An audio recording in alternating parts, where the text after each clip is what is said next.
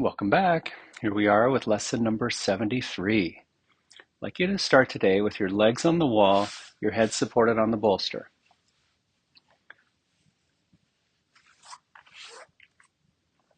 Such a good go-to shape for repose and relaxation.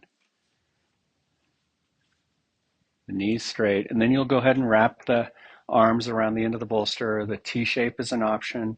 If doable, you can slide your hands under a little bit. That's it. Close your eyes. Remember, A Course in Miracles, the voice of Jesus coming through Helen Schuckman, is speaking to us as a mind, not as a body. Every word in the book is to the mind, not the separate individual self as a body. Because mind is where all content is. It's the source. So for a moment here, close your eyes and use the shape, use the sensations that come from it. We don't discount the sensations, but instead we give them a little higher purpose. We listen to them through the practice, but then we start to slip past them. So go ahead and turn your head to the right.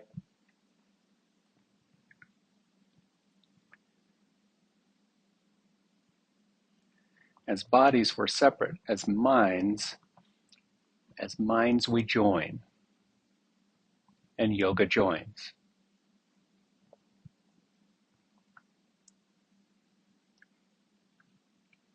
The idea for today is, I will there be light.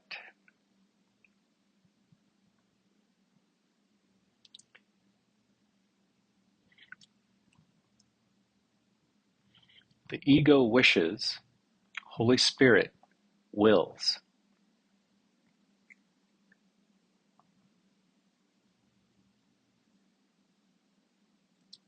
Today we are considering the will you share with God. This is not the same as the ego's idle wishes, out of which darkness and nothingness arise. The will you share with God has all the power of creation in it. The ego's idle wishes are unshared, and therefore have no power at all.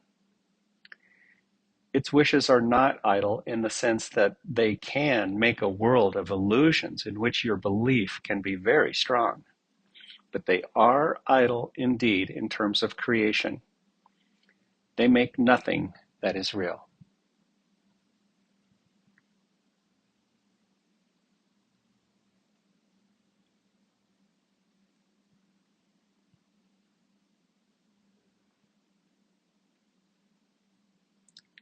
Slowly turn your head through the center to the left. Feel the sensations. See if you can observe them from a little bit of distance.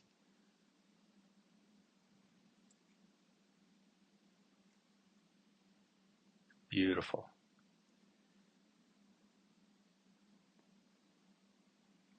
Resting here. Paragraph 2. Idle wishes and grievances are partners or co-creators in picturing the world you see. The wishes of the ego gave rise to it, and the ego's need for grievances, which are necessary to maintain it, peoples it with figures that seem to attack you and call for quote-unquote righteous judgment. These figures become the middlemen the ego employs to traffic in grievances. They stand between your awareness and your brother's reality. Beholding them, you do not know your brothers or your true self.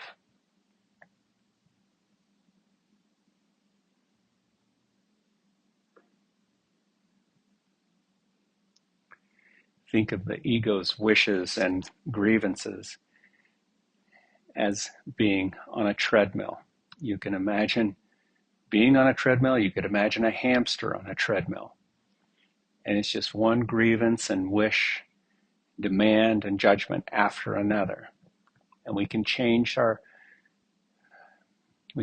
speed, we can change our behaviors while we're on the treadmill, but eventually we want to get off it. That's what these words are speaking to. We want to get off the treadmill.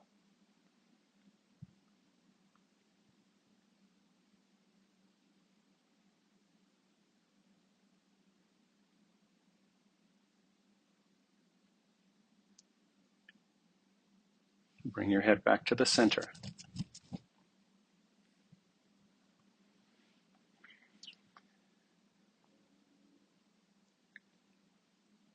And release your arms to your sides.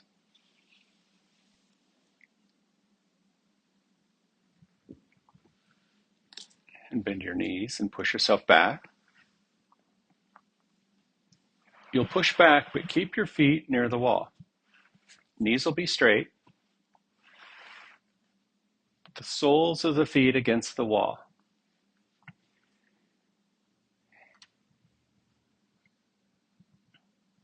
And just for a moment here, squeeze your legs together, firm your thighs. Press the inner part of the big toes together, like where the bunions would be. Press them together. The heels can even part a little bit. Firm your thighs, press your knees down to the floor. Stand into the wall, move your low back toward the floor. Just have this, real dynamic quality. If you don't feel like you're standing into the wall, bend your knees a little bit and get a good press. Horizontal standing.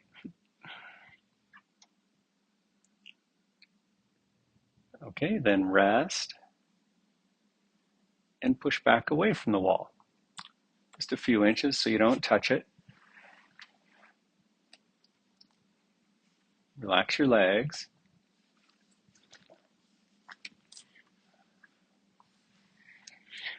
Okay, now look closely. We're going to bend the left knee and place the left ankle on the right thigh, the soft part of the thigh near the kneecap. The right leg can be relaxed, and now if it feels safe in your hip, you're also going to let the left leg and the left knee drop toward the floor. If it doesn't feel safe, if it feels a little edgy, then hold the knee up toward the ceiling some. It's good. The work is happening, and the day will come with a little practice where it is able to be passive. In many ways, in this practice, we use the active shapes to really develop and, in a way, earn our way into the passive shapes.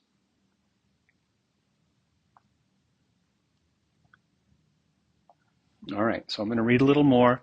You're going to manage this shape, and if it gets to be too strong for any reason, then the work is over. Just straighten your leg out onto the floor. It's okay for you, right? All right, paragraph 3. Your will is lost to you in this strange bartering in which guilt is traded back and forth and grievances increase with each exchange. Can such a world have been created by the will the Son of God shares with his Father? Did God create disaster for his Son? Creation is the will of both together. Yoga joins, by definition. Would God create a world that kills himself? No. Would God create an unloving world? No. Would God pick and choose? No. But that's the ego, God, that the ego has miscreated. Remember the previous lesson, number 72, how it talked about the role reversal, where we have assigned God ego, bodily characteristics. Now slowly bend the right knee. The right knee is going to bend. The right heel may slide along the floor. You might have to lift a little bit. Come on up. Where the right foot can just rest, and now you're going to rest here a second. And we're taking both hips through a pretty big range of motion here. Reach between your legs with your left hand. Yeah, and take the back of the thigh with the, so you're going to interlock your fingers behind the thigh. There it is. And your hands and arms are going to do a little bit of work here. The legs will relax. Good.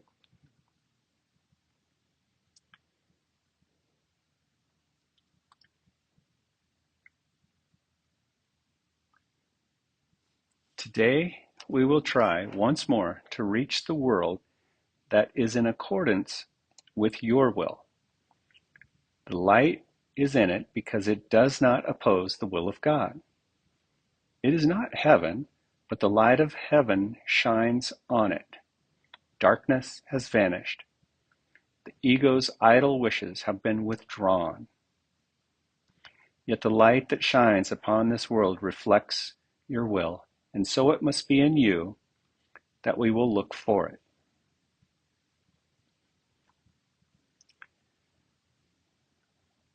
Remember when I first read this lesson, I made this connection. The ego wishes, the Holy Spirit wills.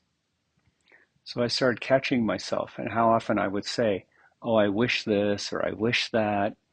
And those kind of wishes, even a wish for something that's going to make me seem happier, a wish that comes from the outside, they are really disguised as grievances.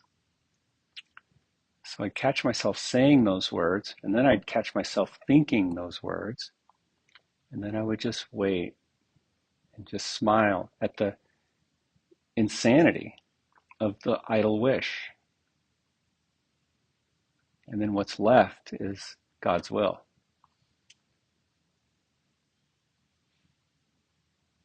Lower your foot slowly to the floor. Good. And then slide your right leg out. And then the left leg out. Okay, right ankle on the left knee. Let the knee drop to the side. That's it. There's a little notch. Maybe I've talked about this before with you. There's a little notch between the heel and the big ankle bone that we ultimately want to let rest on the lower part of the thigh near the knee. It's not on the kneecap. It's on the thigh just above it. Okay, and just rest here. Your picture of the world can only mirror what is within. In the text, the beautiful words that people often quote, projection makes perception. The world we see is an outer projection of an inner condition. And so here's this opening line to paragraph 5. Your picture of the world can only mirror what is within.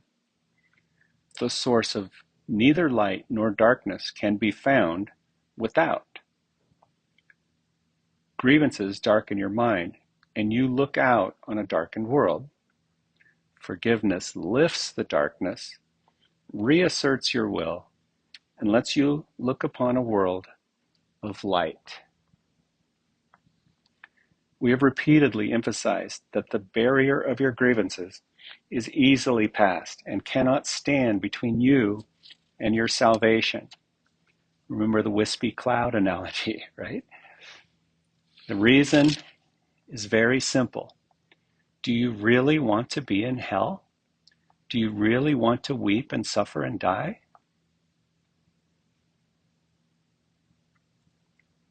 Forget the ego's arguments which seek to prove all this is really heaven. Yeah, the ego wants us to convince us that there's a hell after we die, that there's a hell somewhere else. But the Course is telling us, no, this is any perception that the ego has here in this world is hell. Now slowly bend the left knee, foot to the floor. That's it. It's nice if you can just drag the foot like that. Have it supportive and then rest.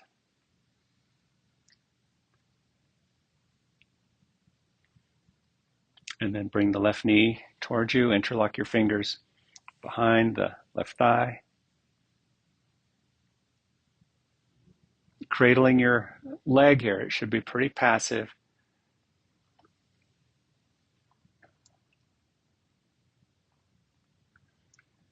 So it says, forget the ego's arguments which seek to prove all this is really heaven. You know it is not so. You cannot want this for yourself. There is a point beyond which illusions cannot go. Suffering is not happiness, and it is happiness that you really want. Such is your will in truth. And so salvation is your will as well. You want to succeed in what we are trying to do today. Deep down, this is what you want. We undertake it with your blessing and your glad accord.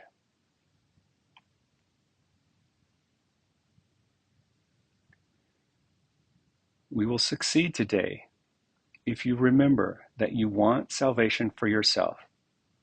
You want to accept God's plan because you share in it. You have no will that cannot really oppose it, and you do not want to do so. Oppose it, that is. Salvation is for you. Above all else, you want the freedom to remember who you really are. Today, it is the ego that stands powerless before your will. Your will is free, and nothing can prevail against it.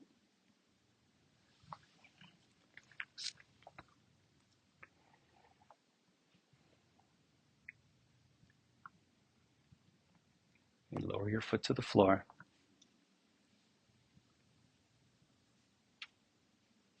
And extend your left leg out onto the floor. Stretch both legs out.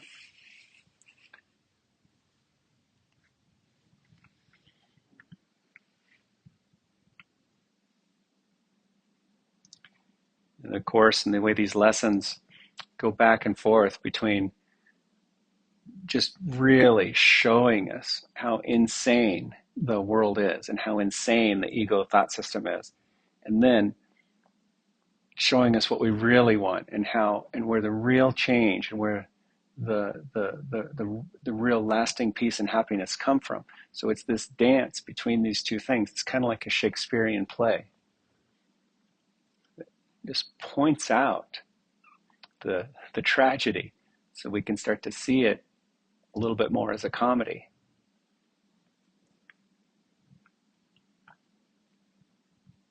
Your will is free, and nothing can prevail against it. Okay, legs together. Now we're going to go back to the right leg, and we're going to go back to the left leg, the left ankle on the right knee, just like we did before. The knee's going to drop. Good.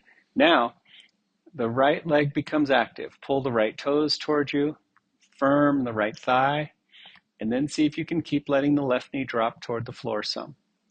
Right leg active, left knee drops, left hip passive.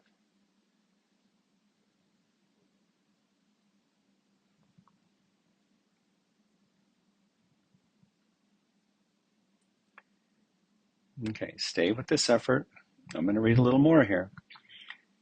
It says, I'll repeat the end of paragraph 7. Your will is free and nothing can prevail against it.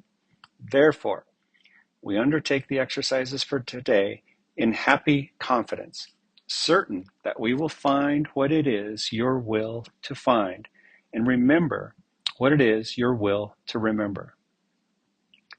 No idle wishes can detain us, nor deceive us with an illusion of strength. Today, let your will be done, and end forever the insane belief that it is hell in place of heaven that you choose. Let your leg relax. Let the shape be passive a moment.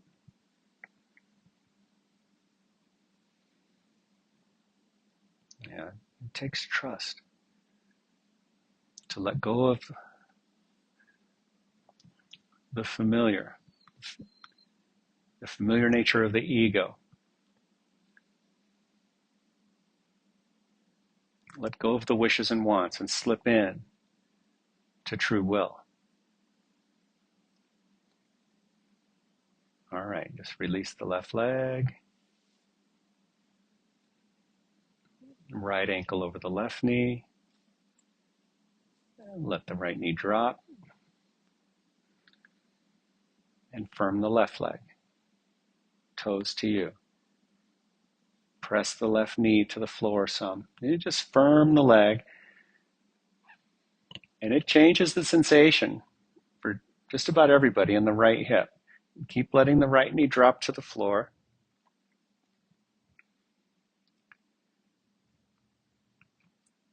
Paragraph 9.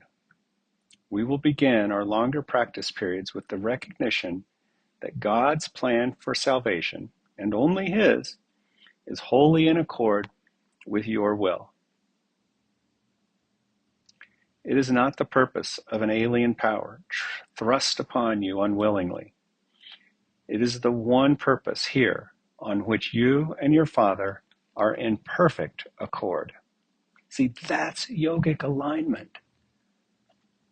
Yogic alignment is not getting your knee lined up with your shoulder and your, see, it's just yet another way that the ego takes real alignment and pushes it into form. We'll never find happiness by perfecting shapes in the body, but we can repurpose them to lead us home. We want to be in alignment with God's perfect will. You will succeed today, the first time appointed for the release of the Son of God from hell and from all idle wishes. Just relax your leg, let it be more passive now. His will is now restored to his awareness. He is willing this very day to look upon the light in him and be saved.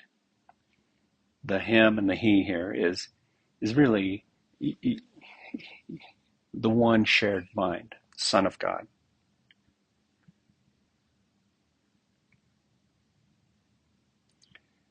Extend your leg out.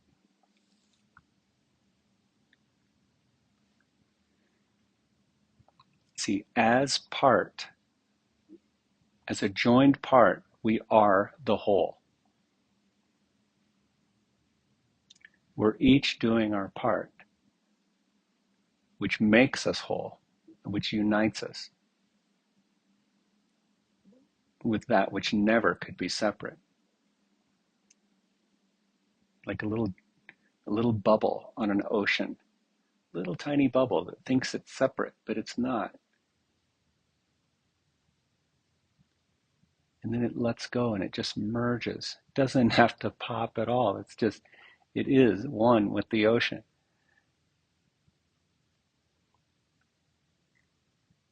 After reminding yourself of this and determining to keep your will clearly in mind, tell yourself with gentle firmness and quiet certainty, here's the prayer. I will there be light. Let me behold the light that reflects God's will and mine. See, as you go through your day, you may forget those words, but the essence can remain.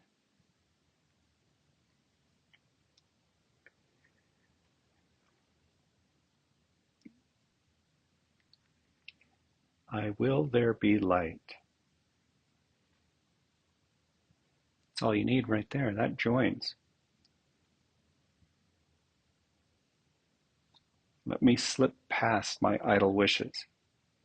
Let me behold the light that reflects God's will and mine. Go ahead and roll onto one side and find a comfortable seat.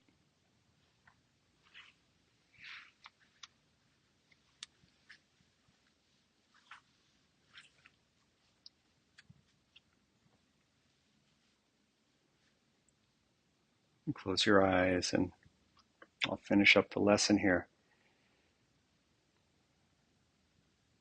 So after telling yourself in some semblance of these words, it says, then let your will assert itself, joined with the power of God, and united with your true self. Put the rest of the practice period under their guidance. Join with them as they lead the way. Oh man, that's all we got to do is get out of our own way.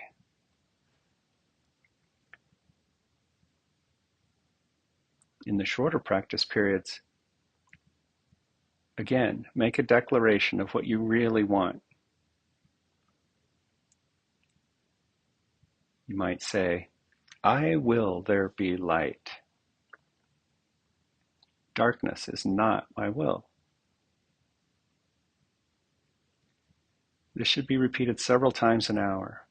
It is most important, however, to apply the idea in this form immediately if you are tempted to hold a grievance of any kind.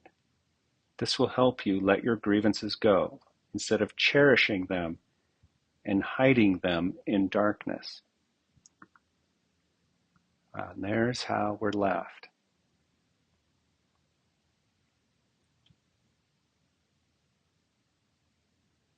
Let's not cherish our grievances. Let's not cherish our wishes and wants. Let's be guided. Let's get out of our way.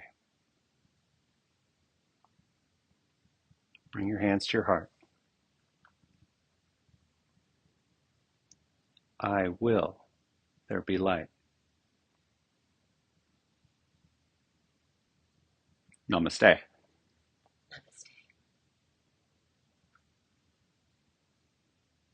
Mm.